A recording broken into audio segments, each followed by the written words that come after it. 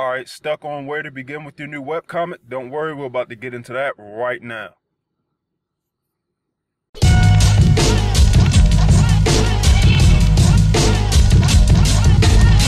Alright, what's going on, everybody? It's Alan Thomas, aka Shadow Assassins, and right now we're going to be breaking down the beginning stages of coming up with your story for a webcomic. Now, what I'm going to be breaking down today, in a sense, is 3 parts of the pre-developing phase, I should say, for your webcomic. And those 3 parts are the premise of your story, the settings, and the characters.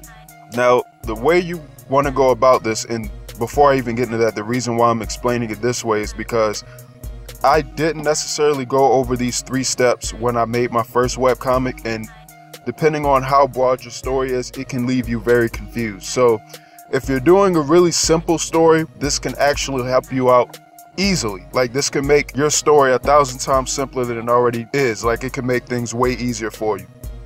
And if you're doing like a broad, really adventurous type story or a really broad setting or world, this will actually help you out even more so in this case.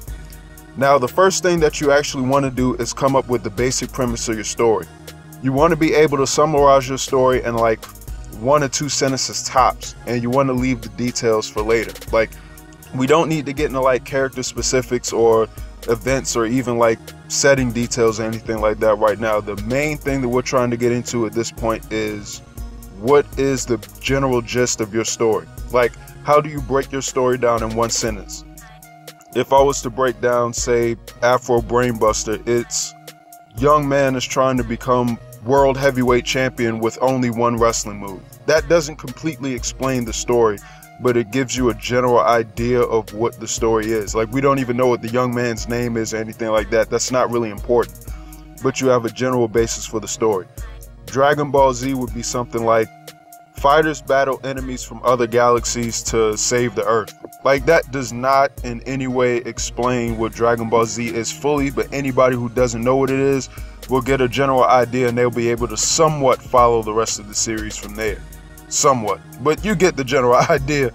Like, you're trying to be able to summarize the story as easy as possible. A good train of thought is be able to explain the story so that it's as simple as possible and anybody can understand it.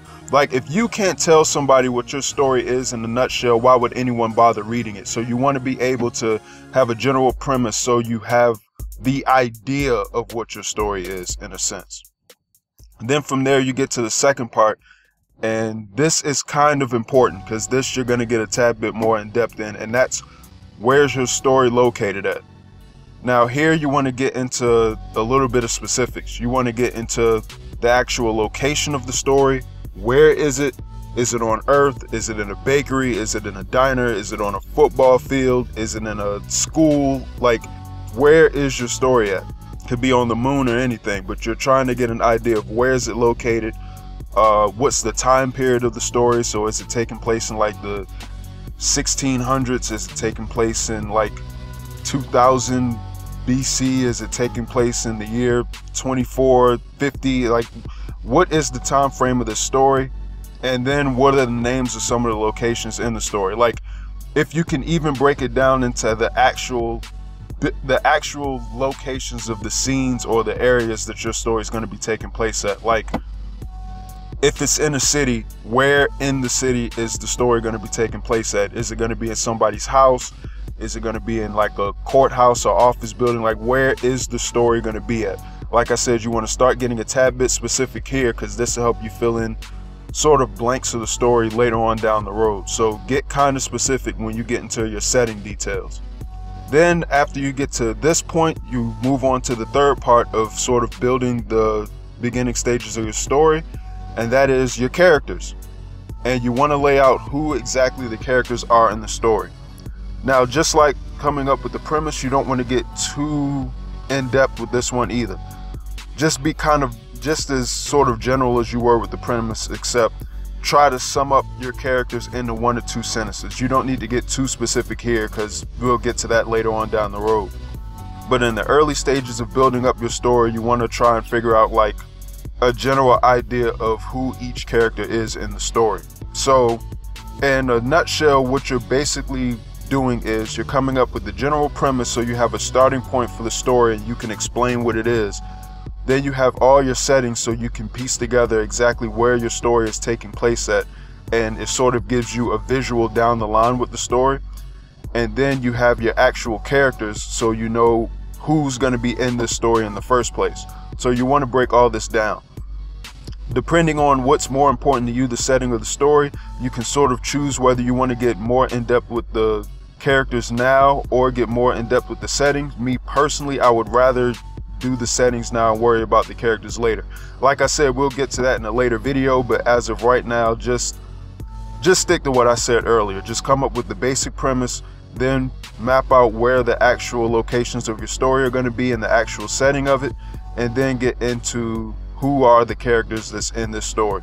What you're trying to basically do is give yourself a starting point so that you can figure out where your story is, where you're going with your story, and then you can make adjustments later on. And you'll make adjustments depending on what you want your particular story to be. This is just to give you a starting point. So I hope this is helpful to somebody out there that's starting their own webcomic, or even if they're writing like a short story or a novel or whatever they're doing. I hope this is some type of help to you, and good luck. I'm actually going to go ahead and get to work on my own webcomic now, the one that I'm just starting to develop as we speak. The video that's actually playing in the background of this, the video that's actually on the screen right now as you listen to this, is a location that's in my current comic. I'm actually doing concept art for it as I'm starting to build the actual settings and getting the details of that laid out now. If you're making a webcomic, you don't need to necessarily draw out all the settings in the beginning stages, but it is a good rule of thumb to have an idea of what they're going to look like and sort of lay it out when you start it. So, but that's just me. You don't necessarily have to do it or not have to. That all depends on you. But in any event, good luck to everybody starting out, and I hope this helped you, and I'm going to get to work. So have a good one, everybody. I'm out.